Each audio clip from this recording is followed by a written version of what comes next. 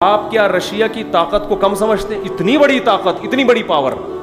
اور جس طرح سے اسلامی ملکوں کو اس نے ہڑپ کرنا شروع کیا، کیونکہ رشیا، میں تو ان ملکوں میں جا کے میں نے اپنی آنکھوں سے دیکھا ہے. ازبکستان میں گیا، بخارا میں گیا، سمرقند میں گیا، انہوں نے بتایا کہ رشیا نے اسلام کو ختم کرنے کے لیے اتنا ظلم کیا ہے کہ اگر کسی کے وضو کا نشان بھی نظر آتا تھا اس کو فوراً قتل کر دیا جاتا تھا. وہاں میں نے لوگوں سے انٹرویو لیے، انہوں نے بتایا کہ ہمارے باپ دادا پہ جو ظلم ہوا ہے، گھروں کے اندر انہوں نے تہخانوں کے اندر شراب خانے کھولے. جنہوں نے اسلام کو محفوظ رکھنا تھا انہوں نے کیا شراب خانے کھولے، وہاں لڑکیاں لا کے رکھی تاکہ اگر چھاپا پڑے تو لگے کہ یہ کیا ہے، عیاشی کا اڈا. اور وہاں قرآن رکھ کے اپنے بچوں کو قرآن پڑھانا شروع کیا. اس طرح سے محفوظ کیا. پھر بھی اگر کسی کی مخبری، یہاں تک کہ اگر کسی بچے کو سلام کرتا ہوا دیکھ لیا جو السلام علیکم کہہ رہا ہے، اسے گرفتار کیا کہ تجھے یہ سلام کس نے سکھایا، اس کو قتل کر دیا ہے.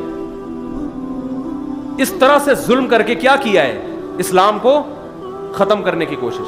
اس کے بعد رشیا آیا کہاں؟ افغانستان. ساری دنیا نے یقین کر لیا کہ افغانستان کو رشیا نے زیر کر لیا ہے. اس وقت نہ امریکہ آیا نہ کوئی اور کنٹری آیا. ساری دنیا جانتی تھی یہ جنگ ہار چکے ہیں. لیکن وہی ہے کہ اللہ نے کیا فرمایا، لِيُظْهِرَهُ عَلَى الدِّينِ كُلِّهِ. ہمیں یاد ہے افغانیوں نے، ہم تو چھوٹے بچے تھے اس وقت خبریں سنتے تھے، جو لوگ وہاں سے لڑکے آتے تھے مٹی کے گاروں سے پھینکنا شروع کیے ٹینکوں کے اوپر. 100 آدمی ٹینکوں کے سامنے آ کے کھڑے ہو جاتے تھے، شہید ہو رہے ہیں. بالآخر ایک جا کے ٹینک پہ قبضہ کر رہے ہیں. اتنی قربانیاں دی ہیں کہ 16 لاکھ تو آفیشلی یہ رپورٹ ہے، حقیقت اس سے کئی گنا افغانوں کی پوری نسل کٹ گئی. اس میں ہر گلی میں لڑائی ہوئی، ہر محلے میں لڑائی ہوئی.